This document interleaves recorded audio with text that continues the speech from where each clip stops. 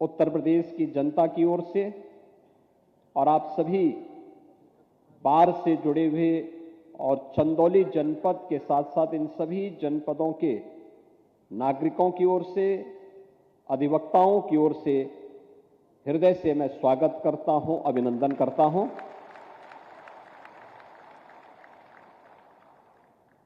आज का दिन उत्तर प्रदेश के देश से अत्यंत महत्वपूर्ण दिन है और महत्वपूर्ण दिन इस बात को लेकर के कि यहां की न्यायपालिका के इतिहास के एक नए पृष्ठ का सृजन हो रहा है। मुझे याद है कि अपनी एक यात्रा के दौरान उच्चतम न्यायालय के हमारे आज के मुख्य न्यायाधीश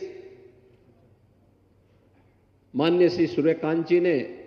इस बात का उल्लेख किया था कि न्याय सहजता के साथ प्रत्येक नागरिक को उपलब्ध हो सके,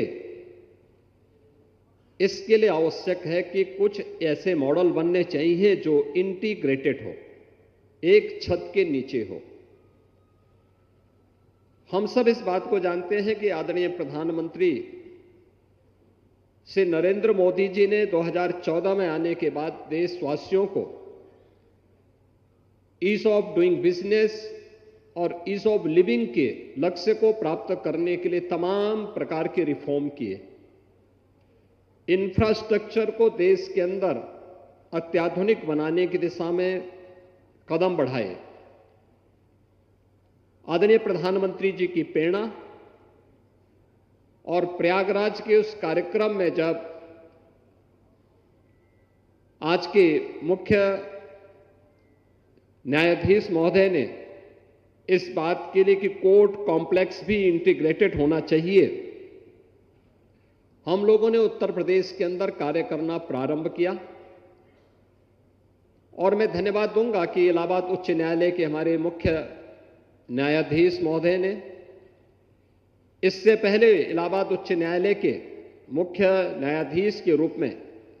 माननीय श्री बिंदल जी ने इस दिशा में पूरा सकारात्मक सहयोग किया और उत्तर प्रदेश सरकार ने एक साथ उन 10 जनपदों में जहां पर अभी तक स्वयं के डिस्ट्रिक्ट कोर्ट नहीं बन पाए थे, उनको एक साथ अपनी स्वीकृति दी कि यहां पे इंटीग्रेटेड कोर्ट कॉम्प्लेक्स बनने चाहिए। मुझे प्रसन्नता है कि आज हम लोगों ने, उत्तर प्रदेश सरकार ने पहले चरण में 6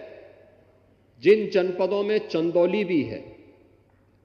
इस चंदौली जनपद समेत 6 जनपदों का धनराशि अवमुक्त कर दिया है और ये पैसा जा चुका है, डिजाइन अप्रूव हो चुकी है, सारी औपचारिकताएं पूर्ण हो चुकी हैं और अब इस पे कार्य प्रारंभ हो जाएगा। जैसे आज यहां पर भूमि पूजन की कार्रवाई माननीय मुख्य न्यायाधीश महोदय के करकमलों से जैसे ही यह कार्यक्रम प्रारंभ होगा, उसके तुरंत बाद यहां पे L&T जैसी विश्वविख्यात संस्थाओं के द्वारा इस निर्माण के कार्य को आगे बढ़ाने का काम होगा, जिसमें एक छत के नीचे कोर्ट कॉम्प्लेक्स तो है ही, अधिवक्ताओं के लिए भी अच्छे चेंबर बनेंगे, न्यायिक अधिकारियों के लिए आवासीय सुविधा भी रहेगी और स्पोर्ट्स की सुविधा भी रहेगी, पार्किंग की सुविधा भी रहेगी, तो कैंटीन की सुविधा भी रहेगी। अब ऐसा नहीं होगा कि न्याय के लिए लड़ने वाले, जूझने वाले हमारे अधिवक्ता स्वयं दिन की रोशनी में जब उनकी चेंबर में कोई वादी जाता था, वादकारी जाता था, तो उसको दिन में ही चेंबर से सूरज के दर्शन होते हुए दिखाई देते थे। टूटे हुए चेंबर नहीं बल्कि एक अच्छा हाई राइज बिल्डिंग में उनके लिए भी बेहतर चेंबर की व्यवस्था इस कैंपस में हम लोग देने जा रहे हैं और ये सुविधा एक साथ यहां पर माननीय मुख्य न्यायाधीश की प्रेरणा से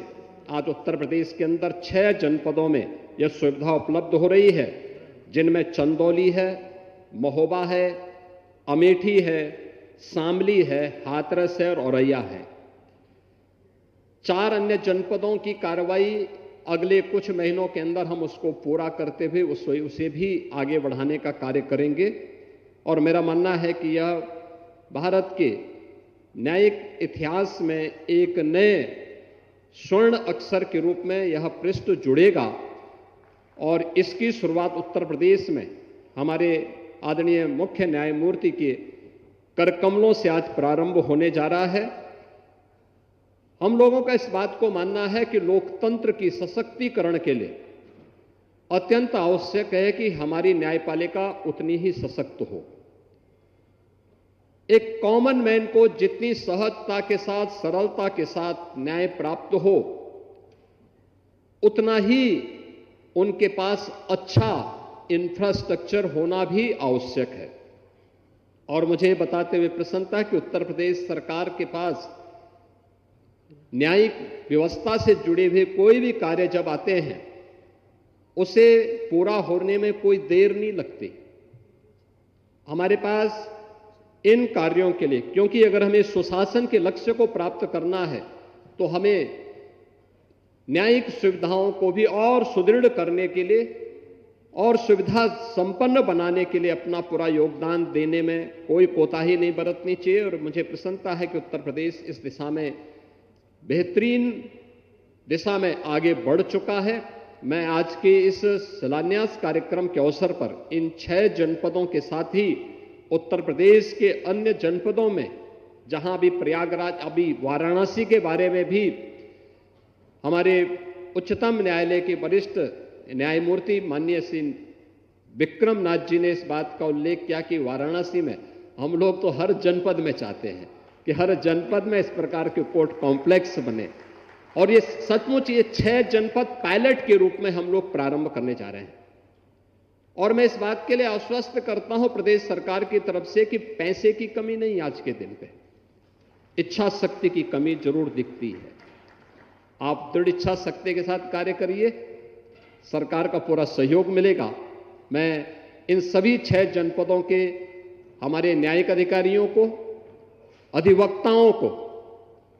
जिनके द्वारा लगातार इस बात की आवाज उठाई जाती थी,